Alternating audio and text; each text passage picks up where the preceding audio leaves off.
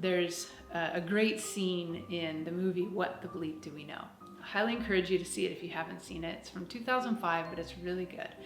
And there's this scene in there that's based on the work of Candace Pert, who talks about something called the molecules of emotion. These are these peptides that get produced within us, within our brain and within our gut and so forth, when we are feeling emotion. You know, whether it's like getting, there's maybe some lust, or there's some drama, or there's some, you know, sadness, and we have to devolve into tears.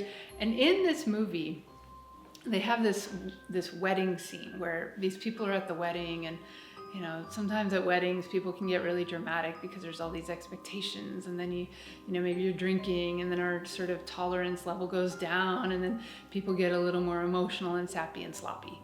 And they shift into this scene of showing the molecules of emotion, these peptides, and how they're, you know, basically like a drug to the receptors within the brain that are kind of giving us like an alternative of a dopamine high and so forth. And it shows how people are addicted to their emotions because they feel this high, but then they're going to feel the crash afterwards. And then the receptors start to change, and they're looking for that hit from those peptides and those molecules of emotion versus what they should be receiving. These receptors are meant for other things. And this is one of those ways that people get really addicted to the emotional drama. And it keeps us in this cycle of continuing to repeat and repeat and repeat these old patterns that really don't serve us. So first, we have to break the cycle of drama.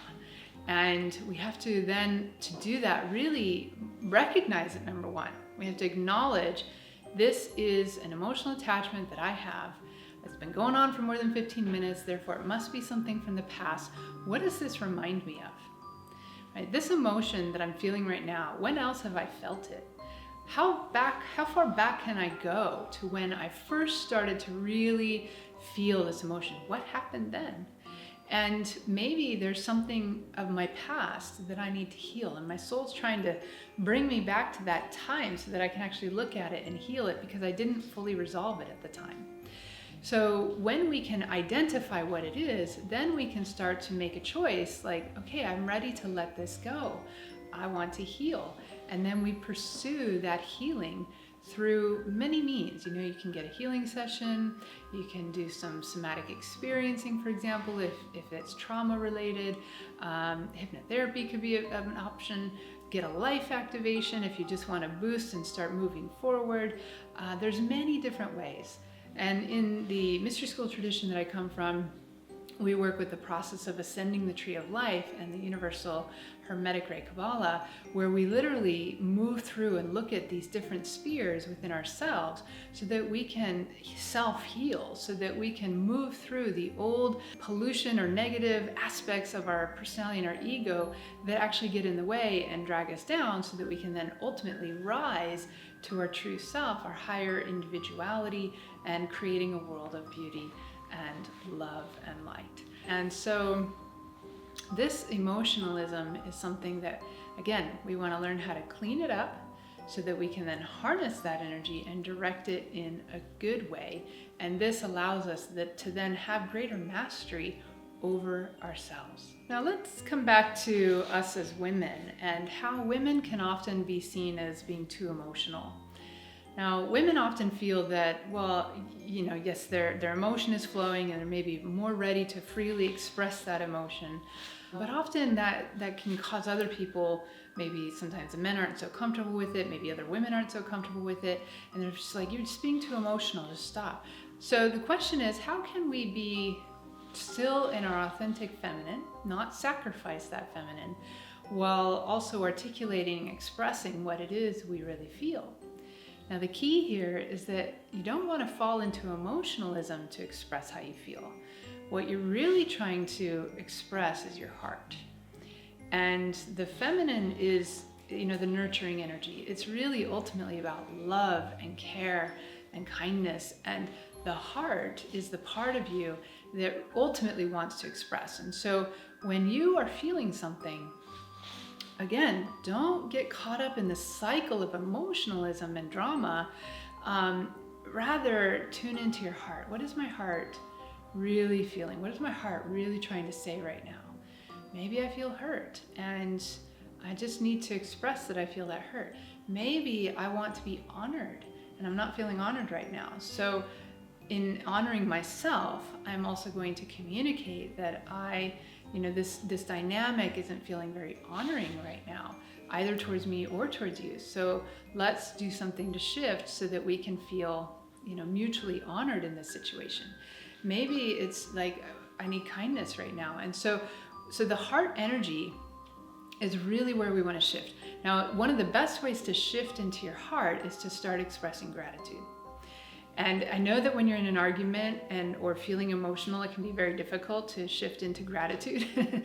What can I be grateful for in this moment? Well, you got to look for it, because if you can find that thing that you can be grateful for, all of a sudden you're shifting your perspective and this is another one of those ways, a tool to stop the neural circuits from firing in the drama cycle to all of a sudden, I'm looking for something to be grateful for. You're rewiring and you're starting to create oxytocin in the heart system, which is another neuropeptide, but it's a much more uplifting and positive one. And as the heart opens from gratitude, from what do I love, what do I appreciate about this person, and what can I esteem in them, right? So look for what you esteem or what you like, what you appreciate, or even just the situation. Find that gratitude. And then that'll be one way to start shifting the conversation and getting into your heart so you can have a heart-to-heart conversation rather than, butting heads from the ego or just being in it from an emotional place. So the feminine way of expressing is actually to express from the heart versus to express from emotion. But when we feel that heart and it's maybe, there might be some hurt happening there, we tend to fall into the emotional attachments from the past, and that is what then puts us into our emotionalism. So we want to find the balance between mind and emotion, and the way to do that is in the heart. And as we discussed in one of the previous videos, also having an independent foundation where we've let go of some of those codependencies of needing that person's approval or wanting them to fulfill our needs. When we're fulfilling those needs for ourselves, now we can shift to higher levels of letting go of those emotional attachments, finding our way into the heart, getting into that place of self-nurturing, healing, honor, and so forth, gratitude, and that will lift the energy to a much higher level. Now, there's one final topic here with talking about emotion, and that is that there is a capacity that we have within us called emotional intelligence. Now, we often hear about IQ, right, which is intellectual intelligence. That's more coming from the mind or left brain usually. But there's a right brain way of having intelligence, and that is emotional intelligence, or the EQ. And when IQ and EQ are in balance with each other, that is when we really can open up and be, genius in a way. But in our society today, we're very highly developed in the IQ capacity, in the intellect, but we don't have nearly as much emotional capacity going, much EQ, and people aren't taught how to be emotionally mature in our world today. But those who are, the people who I have seen and as I've grown in myself, and we come into more EQ, that emotional intelligence, there is a capacity to hold space for other people, to have compassion. And the only way to get to that space is to often have been through your own, traumatic experiences and gone through the healing and let them go. So the more that we let go of those emotional attachments and the drama cycles, the more we actually mature and grow to become more emotionally intelligent. And then we can hold space for other people as they're going through their healing journey. There's an ability to connect to them from a heart space, from a place of understanding, from a place of compassion, but also from a place of recognizing that even though this person may be feeling some suffering right now, there's a lesson in this for them. There is learning, there's a growth opportunity here for them. And rather than try to take their pain away, which usually when we want to take somebody's pain away, we're getting into sympathy. And sympathy means we have an emotional attachment to their state of suffering or pain. And when we have an emotional attachment to it, it's because we're not resolved within ourselves around that state or that condition. And because we have an attachment or fear of it, maybe we see other people in that, we put ourselves in their shoes, but then we feel sympathy and we want to take that pain away. But in the process of trying to take someone else's pain away, we might be taking away their opportunity for growth and learning from that condition.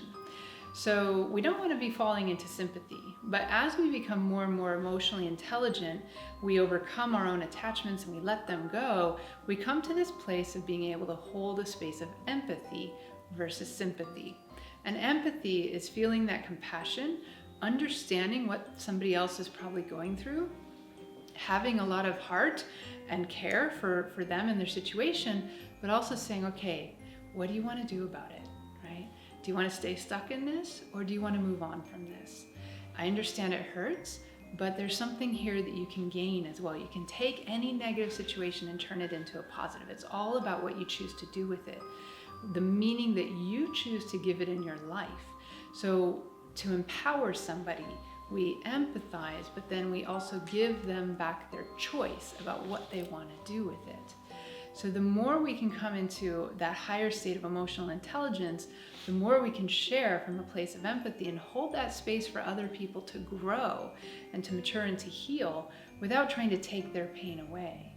And this is a place of emotional maturity and spiritual adulthood that we all want to get to. As we step into this place of coming into greater maturity spiritually, emotionally, developing our EQ, we are also stepping into a place of victory over ego, over the negative ego. So having that victory triumphant in your life, and then you will be able to move on to higher levels of your own beautiful expression of your soul and the essence of who you truly are as we move forward from here. So I hope that this has helped you to have some perspective around emotion, emotional attachments, drama, versus the victory of emotion and higher emotional intelligence, and how we can, shift from that place of the drama and the victimhood towards that place of empowerment and spiritual and emotional maturity. And if you liked this video, definitely be sure to subscribe to my YouTube channel and share this video with anyone else that you think can benefit from it, or that would really need to hear this and maybe be able to receive what is offered here. And hope that you have enjoyed, and we'll see you next time.